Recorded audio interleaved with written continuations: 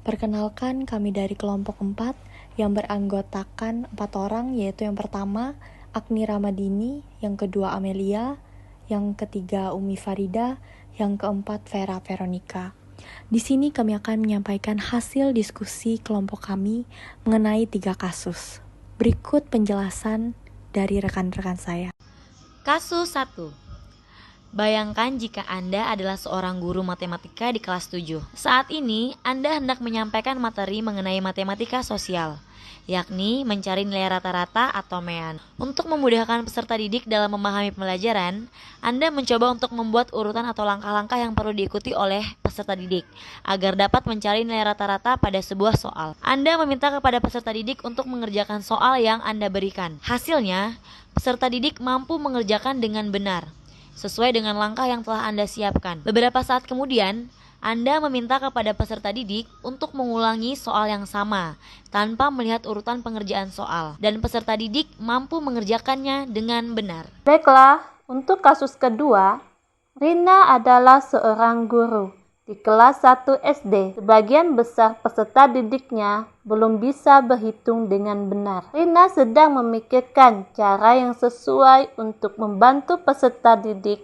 menyelesaikan tantangan belajarnya. Kasus 3, Made adalah seorang guru yang mengajar di salah satu sekolah negeri wilayah Bali. Ia mengampu mata pelajaran bahasa Indonesia. Ia hendak mengajarkan materi teks deskripsi pada peserta didiknya.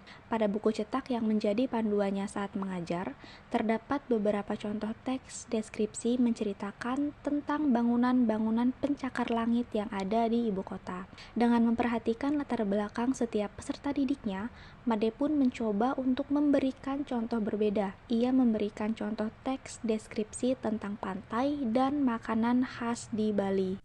Berikutnya kita akan mendengar jawaban hasil diskusi dari kelompok kami. Berdasarkan kasus 1 tersebut, menurut Anda, apa yang membuat peserta didik mampu mengerjakan soal dengan baik pada percobaan kedua tanpa melihat urutan atau langkah pengerjaan soal? Kemudian, sebagai seorang calon guru, dalam kegiatan belajar yang seperti apa metode di atas dapat diterapkan? Elaborasikan jawaban Anda dengan menyertakan teori yang berkaitan.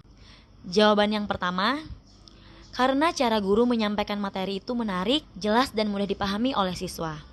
Kemudian jawaban yang kedua yaitu dengan adanya kegiatan menyanyikan lagu yang berkaitan dengan materi sebelumnya atau materi baru pada saat pembuka pelajaran. Hal ini juga mencerminkan teori konstruktivisme oleh Jean Piaget, di mana pembelajaran adalah hasil dari aktivitas mental aktif peserta didik. Berdasarkan kasus yang kedua, menurut Anda, apa yang dapat Rina lakukan untuk membantu peserta didiknya sesuai dengan tahapan perkembangan usia? Menurut kelompok kami, ada beberapa hal yang dapat Rina lakukan, yaitu yang pertama, dengan memahami karakteristik peserta didik melalui kesukaan, kegemaran peserta didik yang berbeda-beda. Memulai kegiatan belajar yang menarik, contohnya game edukasi mengenal angka, menurut dari tahapan usia.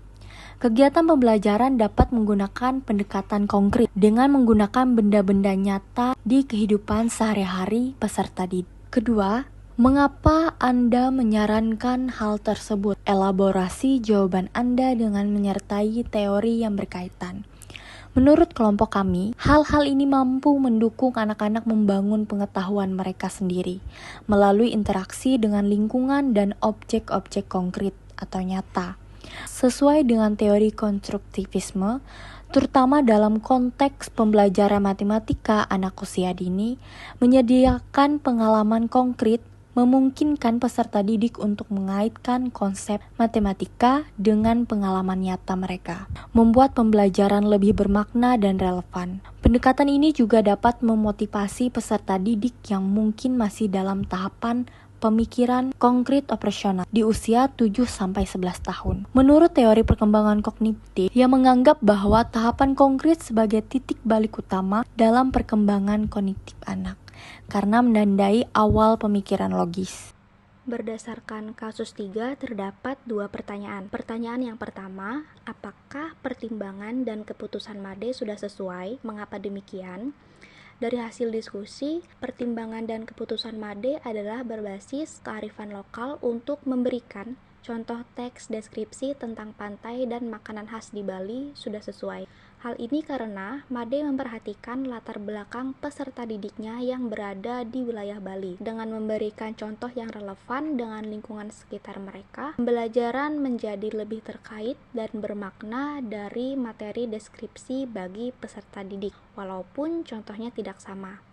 Pertanyaan yang kedua, prinsip apa yang Made gunakan dalam kasus tersebut? Elaborasi jawaban Anda dengan menyertakan teori yang berkaitan. Jadi, pada kasus 3 ini, Made menggunakan prinsip kearifan lokal agar siswa dapat memaknai materi deskripsi dengan gambaran contoh teks yang sesuai latar belakang lingkungan sekitar agar lebih memahami materi deskripsi.